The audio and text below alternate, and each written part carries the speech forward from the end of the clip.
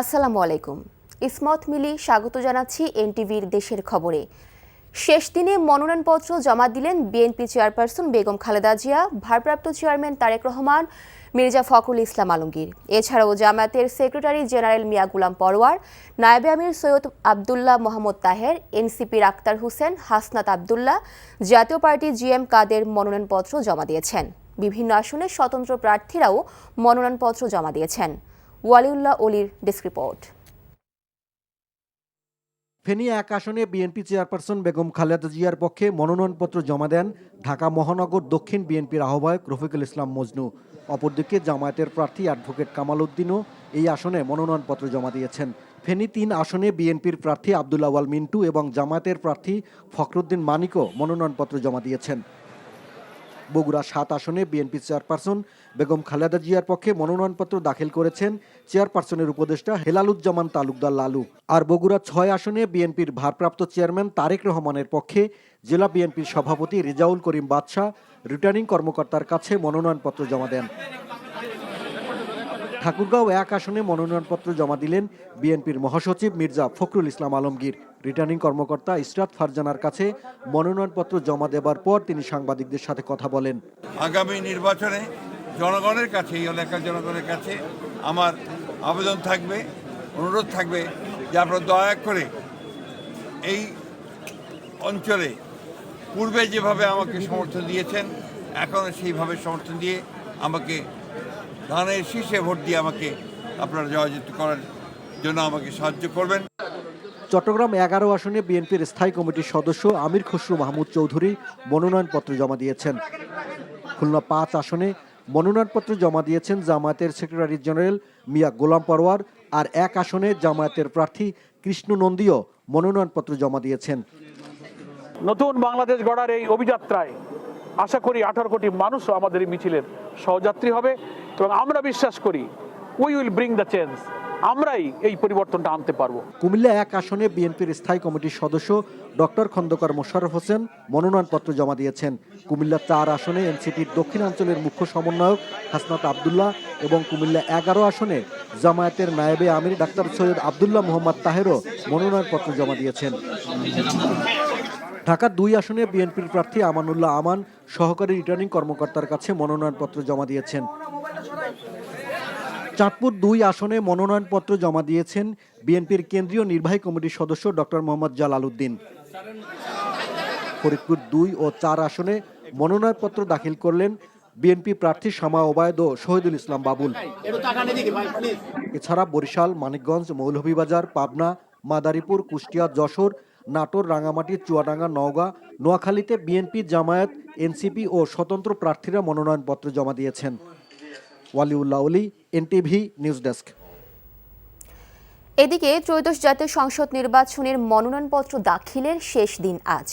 দিনের শুরুতে ঢাকার সেগুনবাগিচায় ঢাকা মেট্রোপলিটন এলাকার রিটার্নিং কর্মকর্তা ও বিভাগীয় কমিশনার কার্যালয়ে ঢাকা ১৭ আসনের জন্য বিএনপির ভারপ্রাপ্ত চেয়ারম্যান তারেক রহমানের মনোনয়নপত্র জমা দেওয়া হয়। তারেক রহমানের পক্ষে তার নির্বাচনী প্রধান সমন্বয়কারী ও বিএনপি চেয়ারপারসনের উপদেষ্টা আব্দুস সালাম মনোনয়নপত্র জমা দেন। এদিকে নির্বাচন কমিশন প্রশিক্ষণ ইনস্টিটিউটের রিটার্নিং কর্মকর্তার কার্যালয়ে মনোনয়নপত্র জমা দিয়েছেন ঢাকা ১৩ আসনে বিএনপি মনোনীত প্রার্থী ববি হাজ্জাজ। তিনি এনডিএম থেকে পদত্যাগ করে বিএনপির প্রার্থী হিসেবে নির্বাচন করছেন। এছাড়া ঢাকা ১৫ আসনে বিএনপি মনোনীত প্রার্থী শফিকুল আলম মিল্টন তার মনোনয়নপত্র জমা দিয়েছেন।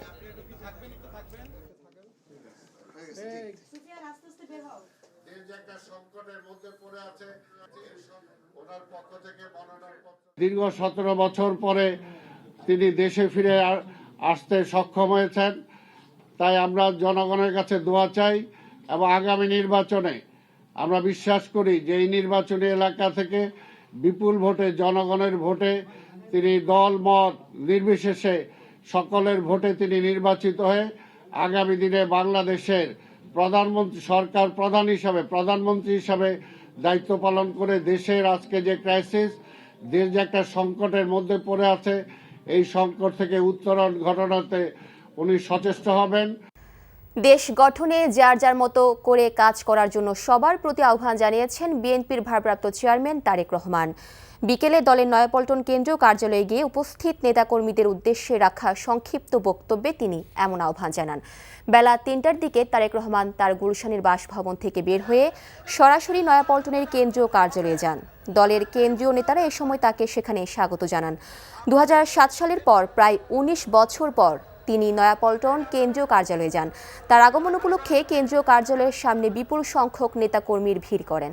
বিএনপি কার্যালয়ের ৩য় তলার বারান্দায় দাঁড়িয়ে তাদের উদ্দেশ্যে রাখা এক সংক্ষিপ্ত বক্তব্যে তারেক রহমান সবাইকে দেশ গড়ার কাজে নিজের মতো করে অবদান রাখার আহ্বান জানান।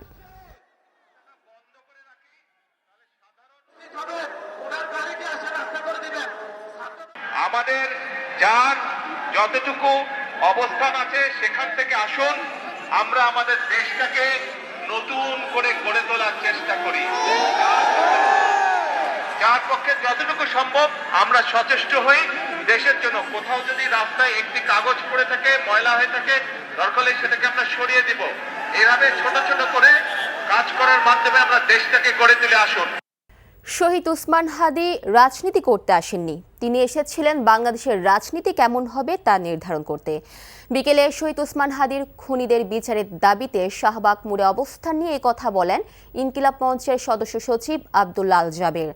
বলেন, ওসমান হাদি কোনোদিন চাইতেন না অযোগ্য ব্যক্তি নির্বাচনে অংশ নেবে।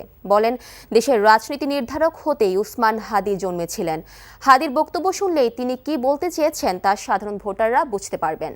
হাদির নাম বা ইমেজকে ব্যবহার করে কাউকে ভোট করতে দেবে না ইনকিলাব মঞ্চ। হাদি হত্যার বিচার প্রক্রিয়া শুরু হলে যারা হাদির বিরোধিতা করত তাদের নাম প্রকাশ করা হবে বলে জানান ইনকিলাব মঞ্চের সদস্য সচিব। এ সময় খুনিদের বিচারের আওতায় আনতে না পারার জন্য সরকারকে দায়ী করে ইনকিলাব মঞ্চের কর্মীরা বলেন, খুনিদের বিচার না হওয়া পর্যন্ত কর্মসূচি চলমান থাকবে।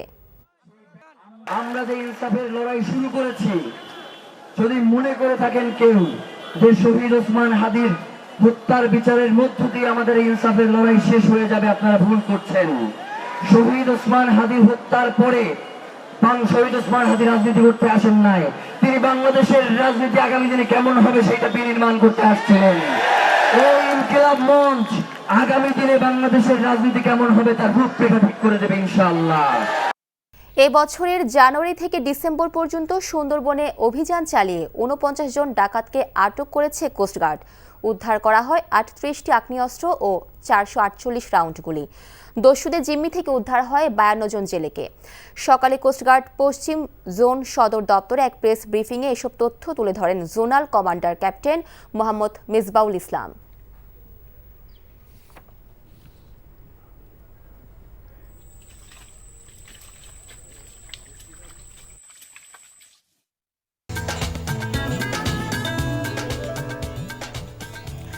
এ ছিল দেশের খবরে।